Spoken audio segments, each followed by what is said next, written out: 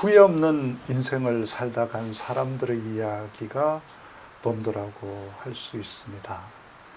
자기 인생 속에서 누구에게도 부끄럽지 않고 자기가 사랑하고 지켜야만 해야 될 것들을 끝내 지켜낸 사람들의 이야기, 그들의 삶과 사랑과 도전을 다룬 이야기가 범도입니다.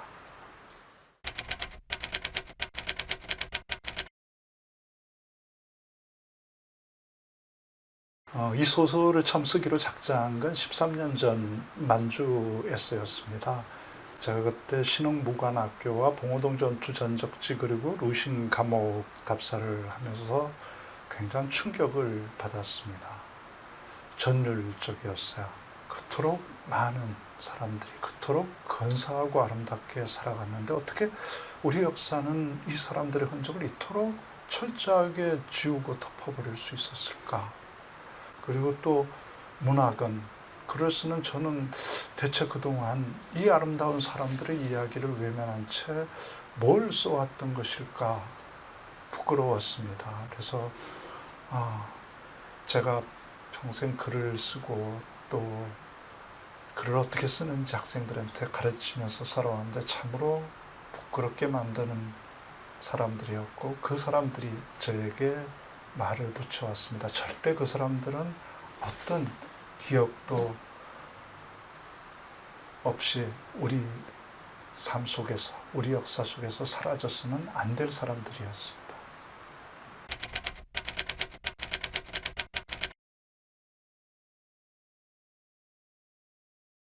홍범도는 나라의 독립운동을 하기 전에 자기의 삶을 스스로 독립시켰던 사람이었습니다. 그 어떤 사람에게도 손 벌리지 않고 의존하지 않고 누구에게도 줄 서지 않고 살았습니다. 태어난 지 7일 만에 어머니를 잃고 9살 때 아버지를 잃고 고아가 됐지만 오직 평생을 자신의 힘으로 스스로의 힘으로 자기 앞의 문제를 돌파해 나가면서 살았던 사람이었습니다. 누구의 탓도 누구의 원망도 하지 않고 자기 인생을 살아냈던 사람이 홍범도였습니다.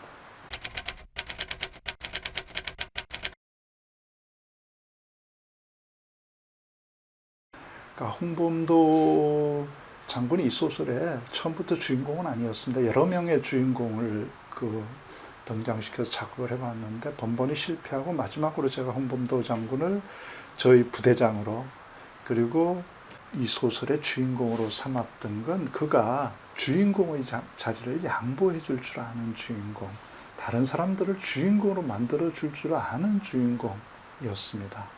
그래서 홍범도가 발견해낸 주인공으로 만들어낸 사람들이 이 소설의 그러니까 주인공이 되었고 그래서 이 소설에 많은 매력적인 인물들이 탄생할 수 있었습니다. 그 중에서 여러 명 꼽을 수 있지만 가장 애정을 가지고 작업했던 건 이제 백모나 진포나 남창일이나 이런 인물들과 또 실존했던 많은 인물들 그 한 명 한 명에 저는 다 최선을 다했습니다. 모든 인간에게 적어도 이 소설에 등장하는 인물들에게 뜨거운 심장을 가진 인간으로 보일 수 있게 그리려고 했습니다. 이제 또 언제 다시 만날지 알 수 없었다. 그녀도 오래 말이 없었다. 시간과 함께 깊어진 침묵은 내 숨소리마저 너무 크게 만들었다. 이리 오라. 엉거주춤하게 다가가는 나를 향해 그녀는 두 팔을 펼쳐 보였다. 이 누나가 한번 안아줘야 하지 않겠네? 보통 강변에서 그랬듯이 총령의 조지소에서 그랬듯이 나는 다시 그녀의 두 팔에 안겼다. 내 명치 아래서 그녀의 심장이 파닥거렸다. 그 뛰는 심장으로 그녀가 내게 가만히 속삭였다. 살아있으라. 이건 범도라는 소설인데요. 이 범도가 상당히 제가 공들여서 정말 문학으로 승부를 보려고 쓴 작품입니다. 그 어떤 인물도 상투적이거나 마네킹처럼 되지 않도록 뜨거운 심장이 살아있는 사람으로 그리려고 했습니다. 심지어 적들이나 악당들조차도 충분히 그럴직하게 쓰려고 했는데 지금 갑자기 이게 우리 사회 이슈가 되면서 그런 이제 문학적인 그 매력들에 대해서 언급을 안 해줘서 사실은 한편으로 좀 화가 나기도 합니다. 그래서 이 소설에서 가장 빛나는 관계들이 그 인물들 간의 그 애정과 연대와 그 예의들입니다. 그 대표적인 관계가 이제 주인공 홍범도와 백모아라고 하는 이 여성 저격수의 얘기인데, 이 두 사람이 마지막 그 분내에서 헤어지는 장면입니다.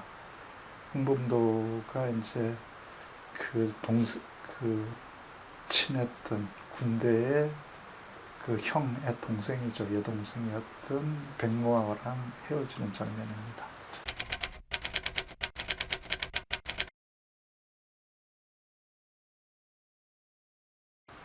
첫 번째로는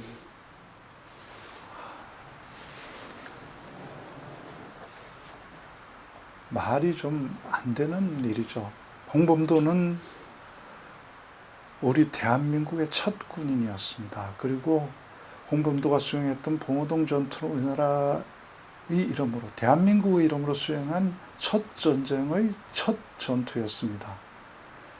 홍범도는 대한민국의 첫 군인으로 대한민국의 첫 전쟁에 나가서 대한민국의 첫 전투를 승리로 이끌었던 사람이고, 홍범도와 함께 지금 육사교정에 있는 나머지 세 장군도 마찬가지입니다. 김좌진 장군, 지청천 장군, 이범석 장군 다 봉오동 전투와 이어지는 청산리 전투를 승리로 이끌어낸 대한민국의 군인의 효시들입니다. 그리고 이회영 선생도 마찬가지입니다. 그분이 세운 신흥무관학교에서 배출한 3,500명의 장교들이 봉오동 전투, 청산리 전투에 참전했고, 그 이후로 해방될 때까지 항일 무장투쟁 전선 전체를 지휘했던 사람들입니다. 그 학교를 만들어서 장교들을 양성해냈던 설립자를 육군사관학교 교정에서 철거해서 일부는 박물관에 집어넣고 일부는 아예 육사 교정 밖으로 내쫓겠다고 하는 건 정말, 이건 그 사람들이 싸워서 되찾아서 물려준 이 나라 대한민국이 해서는 안 될 일이죠. 그리고 이건 어떤 이념이나 노선의 문제가 아니라 사람이 해서는 안 되는 일입니다. 홍범도 장군은 자신의 모든 것을 바치지 않았습니까? 아내도 잃었죠. 고문으로 일본군이 홍범도 장군의 항복을 받아내라고 요구하다가 결국 죽이지 않았습니까? 그리고 큰아들 양순이는 16살 때 홍범도 장군과 함께 싸우다가 전사하지 않았습니까? 그리고 하나 남은 핏줄 용환이도 만주에서 전선에서 죽지 않았습니까? 핏줄 한 점 못 남긴 사람입니다. 올해로 홍장군 서거 80주년입니다. 80년 동안 후손들이 차려주는 제사밥 한 그릇 모두도 먹은 분입니다. 그러면 80주년이면 그가 남겨준 나라에서 사는 우리 국민들이 정말 고맙게 모셔야죠. 이게 뭡니까?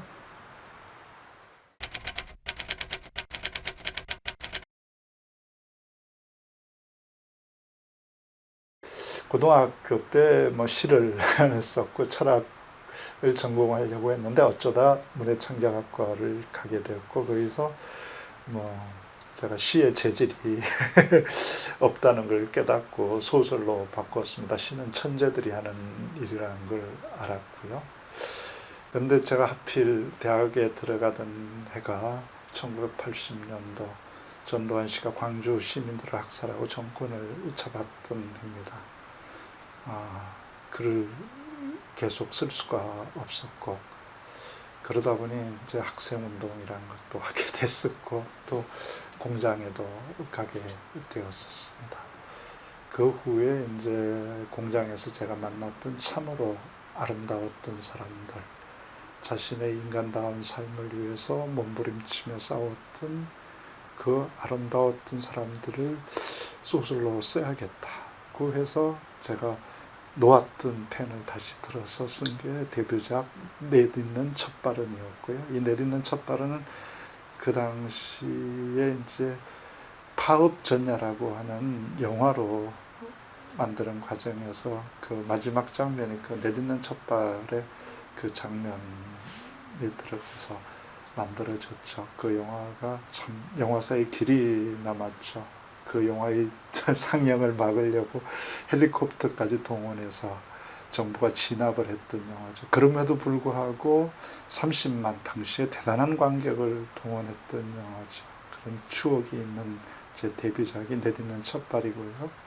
그 다음에 이제 새벽 출정, 뭐 내일을 여는 집 같은 이야기들이 그 당시에 제가 공장에 있으면서 만났던 노동자들의 이야기를 담은 거고, 그 다음에 제가 이제 작가로 살겠다고 작정하고 나와서 쓴 소설이 이제 그 베트남 이야기, 그 존재의 형식이라고 하는 베트남 이제 전쟁에 참전했던 그 제가 베트남에서 사귄 친구 발레라는 시인의 이야기고요. 그분은 17살 때 고등학교 3학년 졸업하면서 전쟁에 자원 입대해서 입대 동기 300명 중에 295명을 읽고 제대한 다음에 시인이 됐을 때 자기 시를 자기 이름 레지투이라는 이름으로 발표하지 않고 전쟁터에서 시인이 되고 싶어서 늘 시집을 꽂고 다니면서 시를 썼던 친구의 이름으로 발표했죠. 그 친구는 시인이 되고 싶었지만 살아남은 5명에 속하지 못하고 죽은 295명에 속했죠. 그래서 그 평생을 그 친구의 이름으로 문학 활동을 했던 사람이 발레였어요. 레지투이가 이제 발레라는 이름으로 작품을 썼죠. 그리고 이제 그 후에 이제 몇 편의 작품, 세월호, 우리 사회의 그러니까 욕망은 끝없고 책임과 성찰은 없는 풍경들을 담아보려고 이제 세월호라고 하는 그 사건을 통해서 그려봤었고요. 또 사파에스라고 하는 베트남에 있는 사랑시장을 배경으로 한 아주 드문 저희 연애 소설도 한 편 있습니다. 그리고 이제 우리 민주화 운동, 우리 사회가 여기까지 올 수 있도록 헌신했던 대표적인 사람의 하나인 김건태 민청년 의장, 정말 가혹한 고문을 당하고 그럼에도 우리 사회 민주화를 위해서 물러서지 않았던 그 후유증으로 이제 결국 돌아가셨을 때 너무 가슴이 아파서 그분의 이야기를 쓴 이제 그들이 내 이름을 부를 때라는 실명 소설을 썼었고요. 그리고 이번에 이제 제가 범도라고 하는 이 작품에 그 13년 동안 매달려서 완성을 해낸 결과물입니다.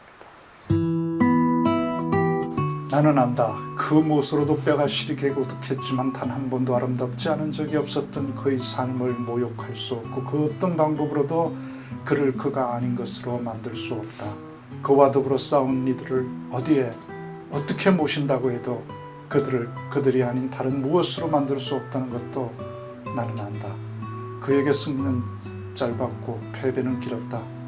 그에게 승리는 언제나 승리하는 그날 단 하루였고 남은 모든 날이 패배였다. 그는 싸워서 이긴 그 하루의 힘으로 남은 모든 날의 패배에 맞서야 했다.